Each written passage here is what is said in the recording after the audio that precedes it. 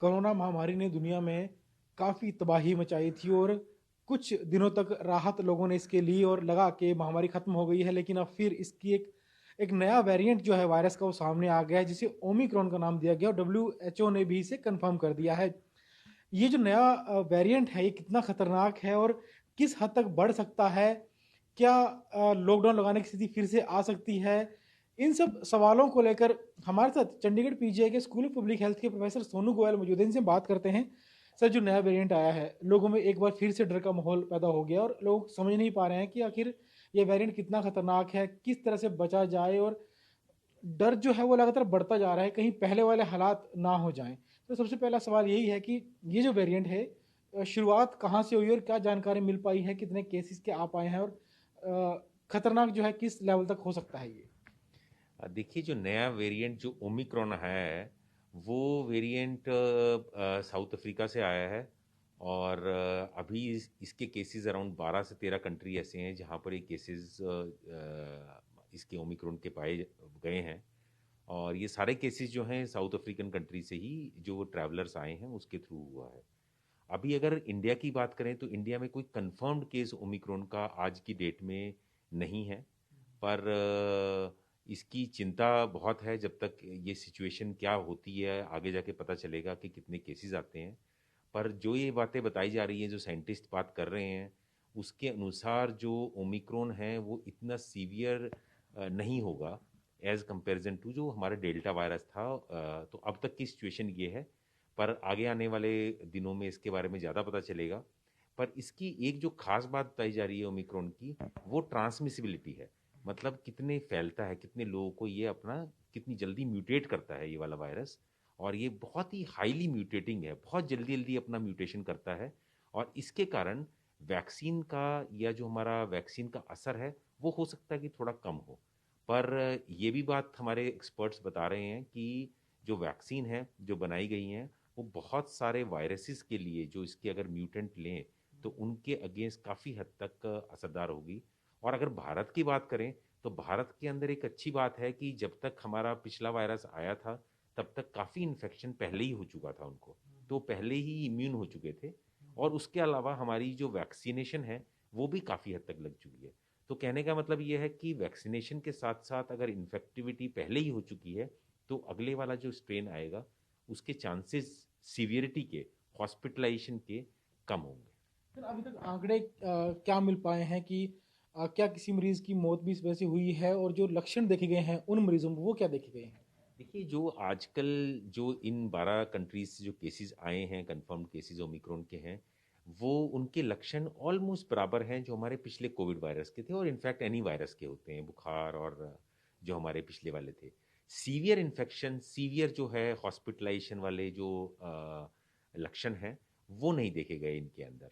जैसे गला खराब है, गले खराब में इसके अंदर थोड़ी स्क्रैची थ्रोट, मतलब थोड़ी खुजली वाली जो हमारे गले में जो इन्फेक्शन होता है उस तरह का थोड़ा देखा गया। थोड़े थोड़े वेरिएंट हैं पर अमूमन वही तरह के सिम्टम्स हैं जो हमारे कोविड के थे। तो क्या सर अब ऐसा होगा कि जो मरीज अब सामने आ रहे हैं, क्या सभी मरीजों का ये जो टेस्ट होता है इस वायरस का वो करना पड़ेगा या कोई खास लक्षण देखकर ये टेस्ट किए जाएंगे? देखिए, आजकल तो ये गवर्नमेंट की पॉलिसी है कि जो भी बाहर की कंट्री से आ रहा है उन्होंने कुछ कंट्रीज़ की लिस्ट बना दी है।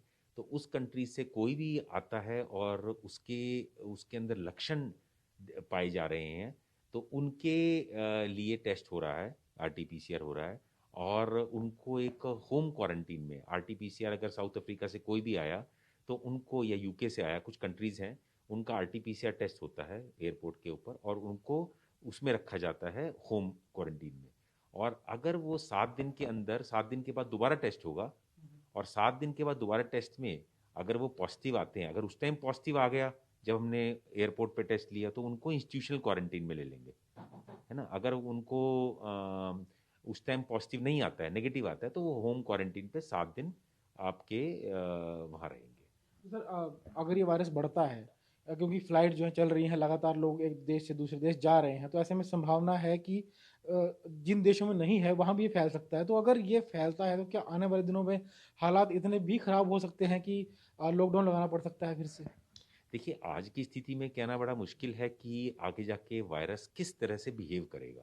बिकॉज़ कोविड वायरस ऐसा वायरस है जिसका बिहेवियर हमें समझने में बहुत टाइम लगा, ये वाली चीज़ में। तो आज की डेट में कहना बड़ा मुश्किल है, पर बात यही है, हमारे पास जो प्रिकॉशंस हैं, वही 3 चीज़ें हैं, जो हम बाकी कोविड वायरस के लिए करते हैं।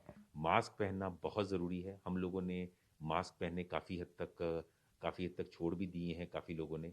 तो मास्क पहनना बहुत ज़रूरी है, हाथ साफ करना बहुत ज़रूरी है और सोशल डिस्टेंसिंग बहुत ज़रूरी है। 3 ये हमारे जो मंत्र हैं, इसको पालन करेंगे अगर, तो हमारी जो इन्फेक्टिविटी है, वो भी कम होगी, क्योंकि इसकी इन्फेक्टिविटी बहुत ज़्यादा है। इन्फेक्शंस होने के चांसेस बहुत ज़्यादा हैं। सर एक आखिरी सवाल ये भी है कि जैसे बहुत से लोगों ने पहली डोज तो लगवा ली थी कोविड के डर से, लेकिन जब बाद में थोड़ा लहर कम हुई, उसके बाद उन्होंने दूसरी डोज नहीं लगवाई, उन्होंने कहा कि शायद अब ज़रूरत नहीं पड़ेगी, तो उन लोगों के लिए क्या कहना है? देखिए, मैं तो यही बोलूँगा as a public health expert कि जिन लोगों ने सेकंड डोज़ नहीं लगाई हैं, वो बहुत ज़्यादा रिस्क में हैं एज़ कंपैरिज़न टू दोज़ कि जिन्होंने दोनों डोज़ लगा ली हैं। तो जिन्होंने नहीं डोज़ लगाई हैं, उनसे मैं आग्रह करूँगा कि वो डोज़ लगाएँ, इमीडिएटली जाके हॉस्पिटल में डोज़ लगाएँ। जिन्होंने एक ही डोज़ लगाई हैं, तो मैं उनसे आग्रह करूँगा कि वो 2 दूसरी डोज़ भी अपनी लगाएँ। उनसे उनके इन्फेक्टिविटी के चांसेस, और अगर इन्फेक्शन हो भी जाता है, तो सीवियरिटी ऑफ इन्फेक्शन के चांसेस कम है बनस्पत उनके जिनकी 1 डोज़ लगी है, जिनकी या बिल्कुल जिसकी दोनों डोज़ लगी है।